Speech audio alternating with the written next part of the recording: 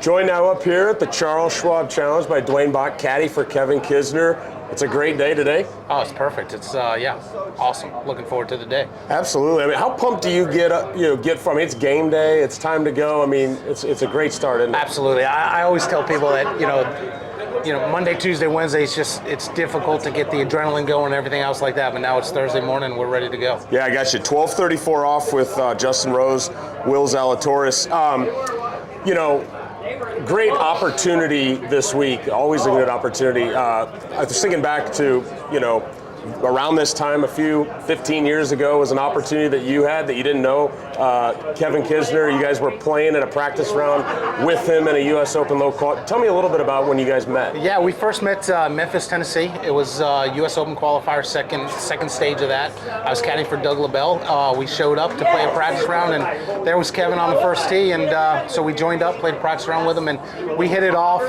We just connected, stayed in touch for the next couple of years. He was right out of college, and I started working for him in 2009, and here we are in 2022, still together. And a winner at this tournament in 2017. I mean, one of his traits is that he steps on the gas pedal. He knows how to close out tournaments. I mean, you guys are both super competitive.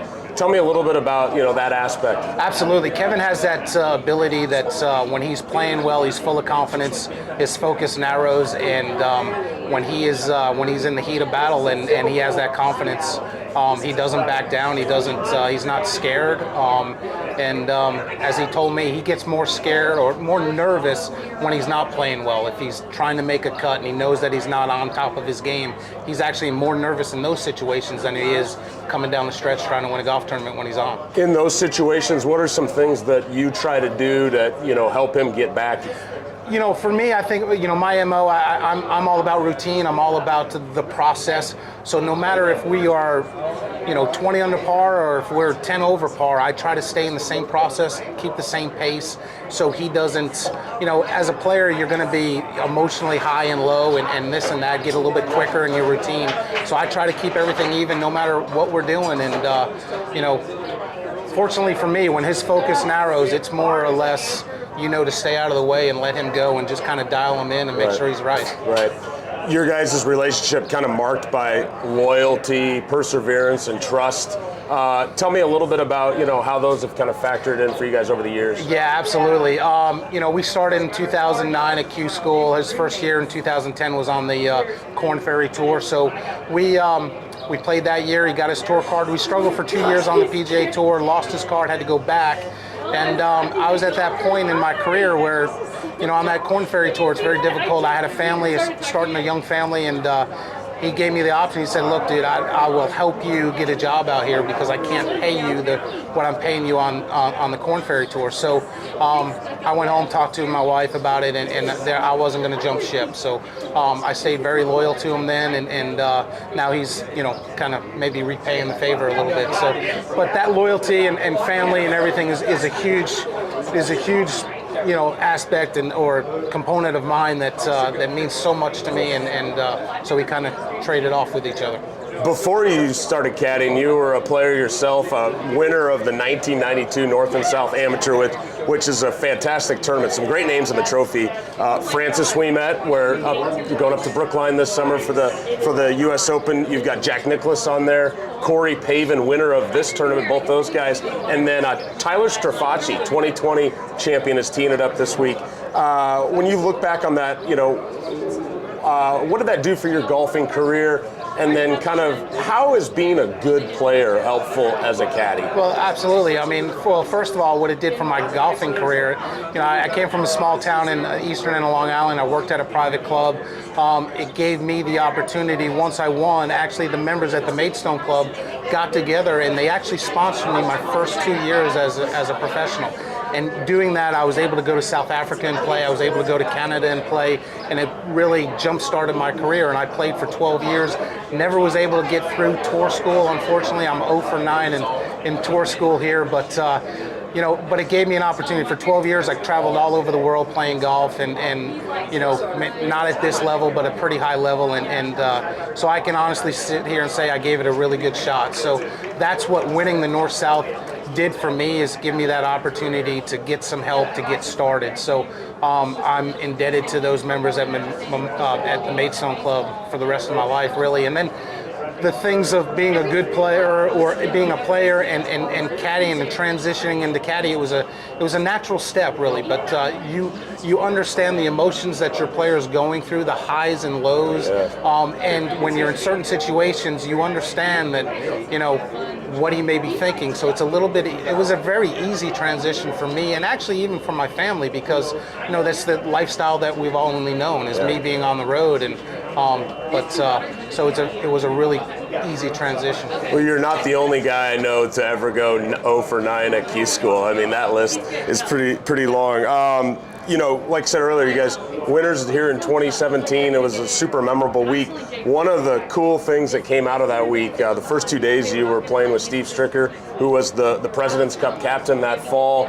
And just over here, a little ways on the 9th green on Friday, you guys kind of had a funny interaction with each other. Well, absolutely. Kevin loves a little bit of banter back and forth, a little needling and things like that. And, a goal of a player, is to make one of these international teams or be on either President's Cup team or Ryder Cup team. And so we knew that Stricker was going to be the captain. And Kevin had a probably 25-foot putt, breaking quite a bit on the 9th hole, and he buried it right in the middle, and he looked over to Captain Stricker and said, you want somebody who can putt like that on your team, don't you? And so they had a good laugh about it, and sure enough, he qualified to make it on that team, and that was probably one of the highlights of my caddying career, is being part of that 2017 President's Cup. That's a really cool story. I guess about this golf course, why do you think this place stands the test of time? You have to be able to move the golf ball, and you have to think about it right from the tee box. It's not just pull out driver and bang it as far down there as you can, and it's a traditional style of golf course. This holds the test of time, much like Hilton Head does.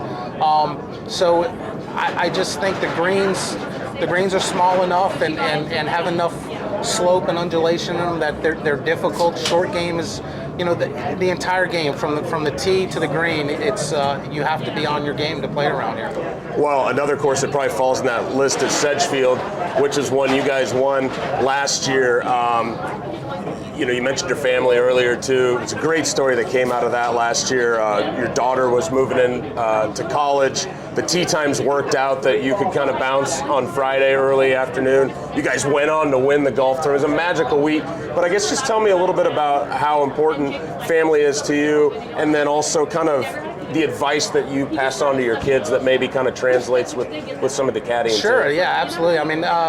Family is my world. It's why I do what I do, to be able to provide for them and things like that. And whenever you're on the road for so long and it stretches, you miss a lot. So Kevin understands how important my family is to me. So when I had the opportunity, we were in Greensboro. She went to Belmont Abbey, just outside of Charlotte. I had the opportunity to get down there and help her move in and things like that. So Kevin, of course, gave me that opportunity as soon as we're done to get on down there and move her in her freshman year. So very important. And the things that, both my kids are into golf and they're playing golf. My daughter's playing college golf. My son wants to play college golf.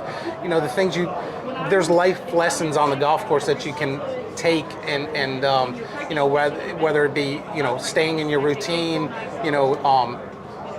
policing yourself as far as the rules and things like that, because this game, it gives you get out of it what you put into it. Sure. And that's life in general, isn't it? And so those type of things that I try to teach, and even when things are going good and you're amped up, you got to stay in a process and stay in a routine, and those are the things I'm trying to teach my kids. That's great. And I texted somebody yesterday, golf is life. It was one of those things. Before I get you out of here, another caddy, friend of both of ours that's doing a great job this year, has done for a long time. I asked you on our podcast, I said, if you had a one-shot lead in the U.S. Open going into the final round and your caddy was injured, you needed to get somebody there, and you said, who would you bring to caddy for you? It would be Joe Greiner. I love Joe to death. We don't hang out a lot out here on tour, going to dinners and things like that, but I've been fortunate enough, the 2017 President's Cup, we were both on that team as caddies. And then Max and Kevin hooked up for the Old Shark Shootout last year, so we've worked together. I just love how he works, how he interacts with Max, and before that it was Kevin Chappell that he worked for. I love his loyalty that he has to his guys. And he's so humble. You talk to him, and he's so humble.